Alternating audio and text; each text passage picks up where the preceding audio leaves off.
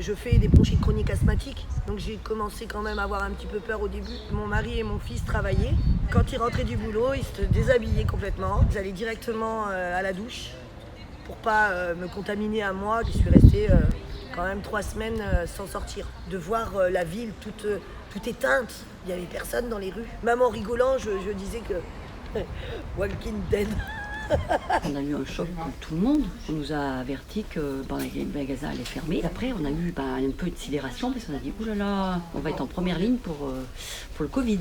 On a commencé par se protéger. Mon mari, il a carrément presque tout mis du film cadeau qu'on a retrouvé parce qu'il n'y avait plus rien nulle part. Ce qui a été le plus difficile pour moi pendant le confinement, ça a été pas voir mes copains, pas voir ma copine, mais il y avait surtout le fait de ne pas vivre une vie normale. Moi j'ai l'habitude de faire mes courses, j'ai l'habitude d'acheter des choses et subitement de 2 € ça passe à 4 €.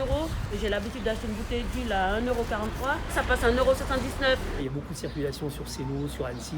De ne pas avoir de voiture, finalement, c'était pas si mal que ça. Puis d'aller se promener le matin, faire son petit tour, où on risque pas de se faire écraser sur les coups, c'était quand même bien. Ce qui a été dur, c'est de ne pas voir mes amis, d'être tout le temps avec mes parents. Et pour suivre les cours, c'était compliqué pour moi parce que je suis pas très scolaire.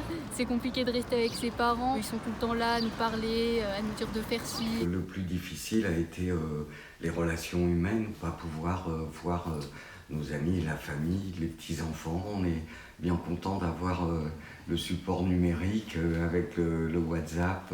On a fait pas mal d'apéros virtuels.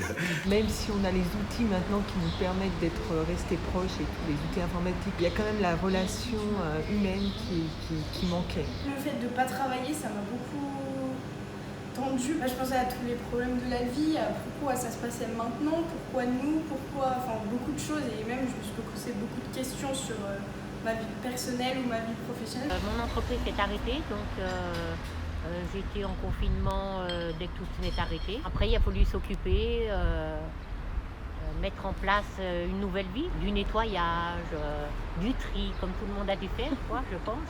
Faire un grand déballage de la vie passée pour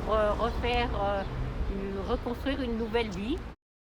L'image du confinement, c'est surtout le personnel soignant et puis de voir toute cette détresse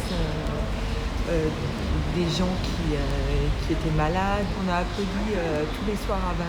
Il y avait quand même un élan de solidarité. Une image, c'est la douleur et la souffrance des personnes en maison de retraite. On est isolés, on est enfermés et on ne sait pas pourquoi et certaines personnes ne comprenaient pas la situation. Donc pour moi, c'était vraiment une douleur et une souffrance. Ils disaient qu'ils allaient mourir, qu'ils n'avaient plus de famille, or qu'ils avaient de la famille, mais ils ne comprenaient pas vraiment la situation. J'ai l'impression que les gens sont devenus quand même un peu plus solidaires pendant le confinement, avec le personnel soignant notamment. Moi, je m'étais inscrit sur un site pour pouvoir aider les gens qui en avaient besoin. J'étais prêt à aller faire les courses pour les personnes âgées, etc. Cette période m'a quand même inspiré que la mondialisation était dangereuse. Les avions n'arrêtent pas d'amener des voyageurs à droite, à gauche. Pas question de tout arrêter. C'est une utopie, on ne pourra jamais.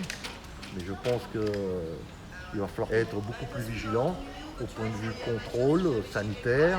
On a bien vu des images sur internet des dauphins qui reviennent dans les ports. L'impact humain s'est arrêté le temps de 2 mois et ça s'est ressenti au niveau écologique. J'aurais bien aimé que ça en soit autrement, mais je pense que c'était simplement un temps d'arrêt pour tout le monde et que les choses vont reprendre leur cours et que on va pas s'arrêter de consommer. C'est vrai qu'on s'est retrouvés aussi et avec nous-mêmes et avec la nature, des choses qu'on voyait pas autrement. Autrement, on était pris dans un tourbillon de vie, on voyait rien, alors que là, on a vu ce que c'était la vraie vie en fait. Et non pas se courir après, je sais pas quoi d'ailleurs. Ce que j'ai retenu, c'est que je pensais vraiment que les gens allaient revoir leur façon de penser, leur façon de consommer.